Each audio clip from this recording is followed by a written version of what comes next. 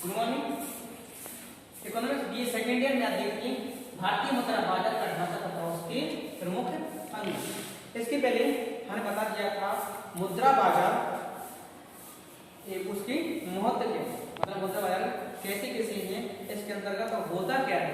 हमने लिख दिया है कि मुद्रा बाजार क्या मुद्रा बेची जाती है सिलेक्ट करके, क्या नहीं, मतलब कि मुद्रा बाजार का मतलब है कि चीजों का लेन देन, भारतीय प्रतिभूतियों का क्रय विक्रय। प्रतिभूति मतलब होता है भारतीय चीजों का, प्रतिभूति मतलब होता है कि वस्तुएं, इस भारत में जो चीजें बनाई जाती हैं उनका क्रय विक्रय होना, और वस्तु को जो लेन देन बोलते हैं उसके लिए होती है हम मुद्रा बाजार बोलते हैं। भारतीय मुद्रा बाजार इन चीजों मतलब भारतीय मुद्रा के अंतर्गत किन किन चीजों को हमें बता दिया था। तो भारतीय मुद्राओं से कहते हैं कि एक शपथ पत्र, एक मोहर, एक साइन करते हैं कि आप भारत की जो सीमा है, भौगोलिक सीमा है या राजनीतिक सीमा है, भौगोलिक सीमा के अंतर्गत रह करके आप कोनो भी चीज को इससे खरीद या बेच सकते, उसको क्या कहते हैं अपना मुद्रा कहते हैं। मतलब कि जो कागजी मुद्रा है भारतीय रिजर्व बैंक उसका एक साइन कर देती है कि हम इसकी गारंटी लेते हैं कि भौगोलिक सीमा के अंतर्गत आप किसी भी चीज को इतने रुपए में खरीद सकते हो और बेच सकते हो, ठीक है, उसको क्या कहते हैं मुद्रा कहते हैं। भारतीय मुद्रा बाजार में चीजों का क्रय विक्रय किया जाता है और उसमें क्या होती है पैसे का लेन देन किया जाता है।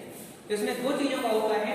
हम भारतीय मुद्रा बाजार का एक ढांचा तैयार करने से लिखा हूं उसमें, एक तो आता है संगठित मुद्रा बाजार के अंग, इसमें संगठन क्या मुद्रा, दूसरा आता है असंगठित मुद्रा बाजार के अंग। अब संगठित जैसे होता है, संगठित का अर्थ होता है कि एक गवर्नमेंट द्वारा निर्देश दिए हुए प्रतिभूतियों में चलते हुए, हमने कहा एक गवर्नमेंट द्वारा एक निर्देश दिए हुए किसी प्रकार से उनमें एक प्रेशर के जरिए एक दरें होती है वे निम्न टाइप की बनी रहती है।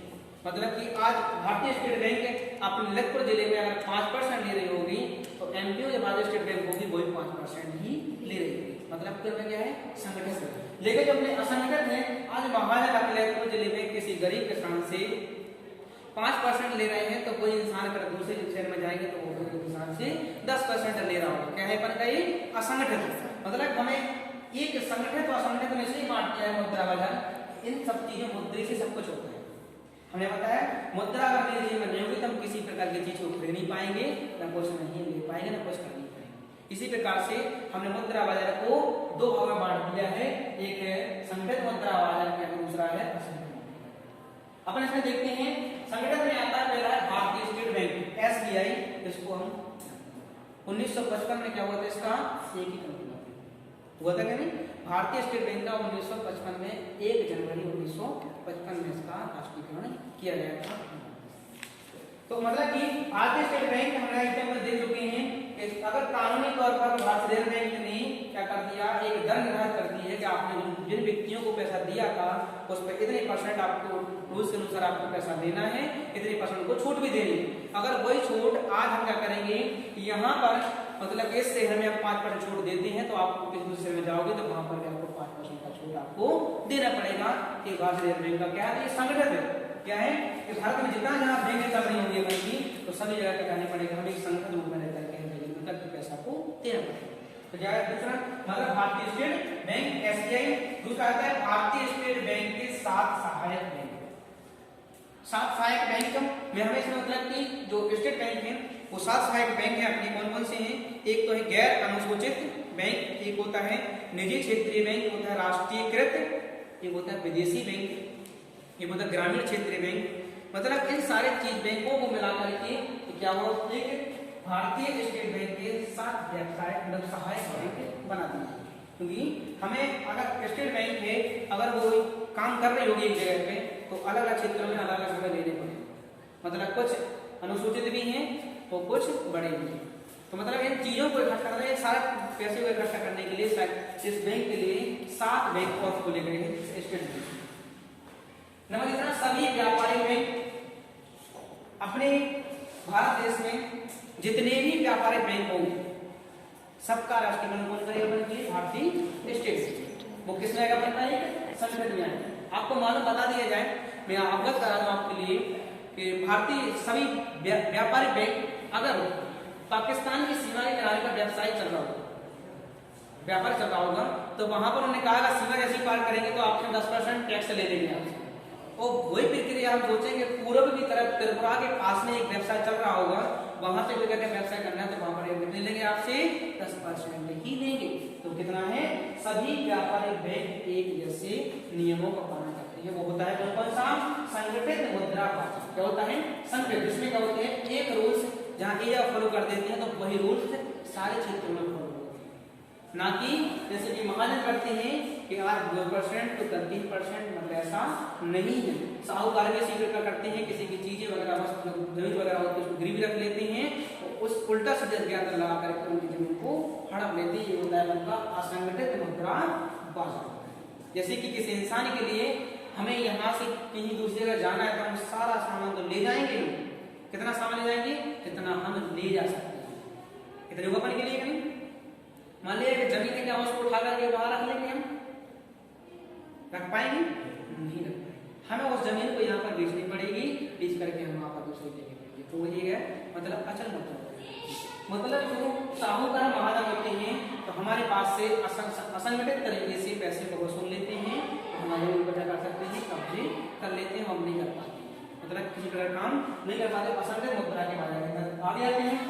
सभी क्षेत्रीय ग्रामीण बैंक व्यापारिक हो गए जितनी भी, क्या जो इसमें कोई ज्यादा नहीं है, क्या क्या है, व्यापार, कोई भी व्यापार, हमारा कपड़े का व्यापार है, चीनी का व्यापार है, हथकरघे हैं, छोटे छोटे घर के व्यापार हैं, मतलब कि अटूट व्यापार है। और सभी व्यापारिक में जो बैंक ब्याज दर लेती है वो हमें क्या करनी पड़ती है, सही व्यापार को देना पड़ता है एक रेट। चाहे हम कोई भी कर रहे हैं, मतलब हमने कहा हथकरघा का 2%, तो भारत के किसी भी कोने में हथकरघा चल रहा होगा सबको 2% आपको देना पड़ेगा, क्योंकि जो संगठित है कोई ओवर नहीं ले सकते। सभी क्षेत्रीय ग्रामीण बैंक हमारे गांव में मालूम है आपको, एक बात अवगत करा दी कि 63% के समझेंगे भारत देश का रहता है गाँव में रहता है, तो बाकी का जो परसेंट बचता है उनका वो छोटे छोटे शहरों में बढ़ता रहता है। तो मतलब कि सभी क्षेत्रीय ग्रामीण बैंक, जितने भी ग्रामीण बैंक होंगे वो गांव में पैसा लोन पे देते हैं और उन्हीं से ठीक तरीके से पैसे को वसूलते हैं कम रेट पर। जैसे कभी कभी प्रधानमंत्री वगैरह दरों को कम कर देते हैं, आरबीआई का पैसा वापस जमा कर देते हैं, तो किसानों को जो पैसा होता है वो माफ करते हैं। तो मतलब कि अगर एक कम माफ होता है तो डिसाइड करते हैं कि इस क्षेत्र में काफी ग्रोथ हो चुकी है, यहाँ का पैसा कम माफ करना है, यहाँ का पैसा ज्यादा माफ करना है। तो आपने देखा होगा कहीं कहीं माफ हो जाते हैं, कहीं कहीं माफ नहीं होती। इसलिए नहीं होती है, ये देखते हैं कि यहाँ की ग्रोथ ठीक है, यहाँ की कंडीशन काफी खराब हो चुकी है, यहाँ नहीं कर पाएंगे।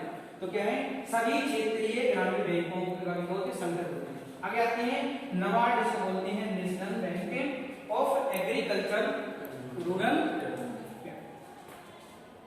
ये अपने क्या है, नाबार्ड, जो अभी क्या है दिल्ली में स्थित, इसका मुख्यालय कहां पर है, दिल्ली में बनाया गया है। इसमें क्या होते हैं, ये भी भारतीय मुद्रा बाजार का थोड़ा बहुत पैसा लेने का काम भी करता है। मतलब कि एग्रीकल्चर संबंधित है, जो व्यक्ति खेती वगैरह करते हैं, कीटनाशक बनाई जाती है, तो लोग पैसे को यहाँ से क्या करते हैं, लेने करते हैं, चीजों का क्रय विक्रय भी करते हैं। कहाँ पर है, आता है रिजर्व बैंक ऑफ इंडिया। इसको कहते हैं, मतलब 1935 में स्थापना की गई थी। कब की गई थी, 1935 में भारतीय रिजर्व बैंक की स्थापना की गई थी। प्रेजेंट में जो सीईओ है वो है शक्तिकांत दास। प्रेजेंट में जो सीईओ है वो क्या है, शक्तिकांत दास। 1935, मतलब कि भारतीय रिजर्व बैंक ऑफ इंडिया है, ये डायरेक्ट रूप से लोगों के संपर्क में नहीं आता, मतलब प्रत्यक्ष रूप से नहीं आता है, अप्रत्यक्ष रूप से आता है। क्या आपने बैंक से पैसा निकाले थे तो क्या भारतीय रिजर्व बैंक के अपने मुंबई से क्या आपके घर तक पैसा देने के लिए आएगा, नहीं आएगा। वो अपने सहायक बैंक कर्मी को देगा, वो अपने सहायक कर्मी को देगा, तो वो अपने सहायक कर्मी को देगा, वो अपने सहायक को देगा, तो वो अपने पास आ पाएगा। मतलब कि भारतीय रिजर्व बैंक से लोगों के डायरेक्ट नहीं, इनडायरेक्ट नहीं, कैसा होता है, सीधे रूप में नहीं करता है तो इनडायरेक्ट में करता है। ठीक है जी, रिजर्व बैंक इनडायरेक्ट में किस तरीके से, अगर उसने कहा एक एसबीआई बैंक के लिए 5% कर बढ़ा दिया, अब 5% कर एसबीआई ने बढ़ाया था, उसने अपने जो 7 केंद्र है, 7 बैंक है सहायक, उन पर 5% आपको 5% देना पड़ेगा। अब जो उनके ग्रामीण गौ सेवा आएंगे, जो सभी क्षेत्रीय ग्रामीण बैंक होंगे, वो भी क्या करेंगे, 5% बढ़ा देंगे। तो जितने भी जो किसान लोग, जो व्यापारी व्यक्ति हैं, सबको 5% देना पड़ेगा। किसने बढ़ाया था, भारतीय रिजर्व बैंक ने बढ़ाया था, लेकिन वो बढ़ते बढ़ते बढ़ते बढ़ते बढ़ते कहां तक पहुंच गया है, सभी क्षेत्रीय गवर्नमेंट बैंक। तो मतलब कि भारतीय बैंक होता है वो डायरेक्ट रूप में नहीं आता है, इनडायरेक्ट रूप में आता है।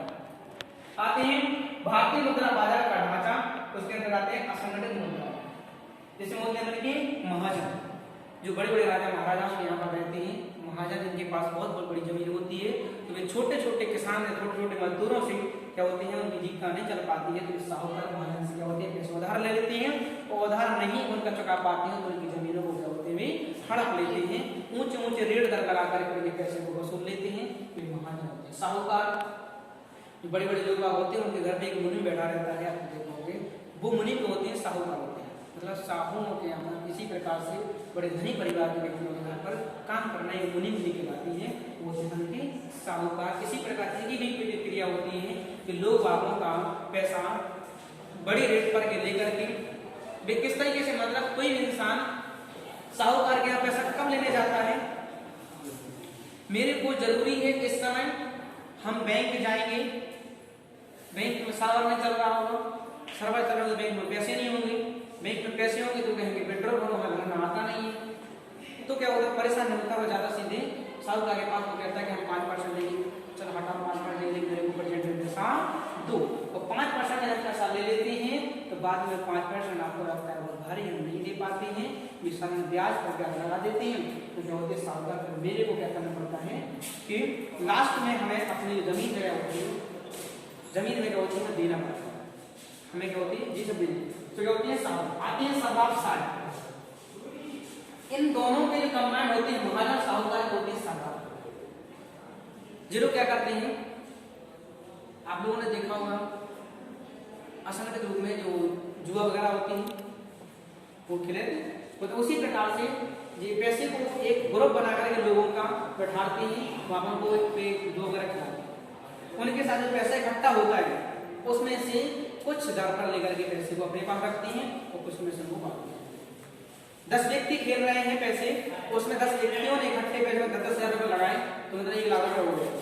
1 लाख रुपए में 10 में से कोई एक इंसान उसको जीतेगा, उसमें से जीतेगा तो 1 लाख रुपए में से कुछ परसेंट अपने पास, बाकी परसेंट आपको हो जाएगा। तो बोलता है वो सदाफसारी जी अपने यहाँ नहीं होता है, बड़ी बड़े शहरों में चला जाता है, अपने यहाँ पर बहुत ही कम होता है। लेकिन आते हैं चिट फंड कंपनी, अपने भारत देश में चिट फंड कंपनियां होती हैं, मतलब किसी प्रकार से चिट फंड का मतलब है कि रियल एस्टेट में यदि कंपनी चल जाए, जैसे आपने देखा होगा ऑप्शन में है, मतलब LOCC चल रही है, कई प्रकार की कंपनी है, FDID कंपनी।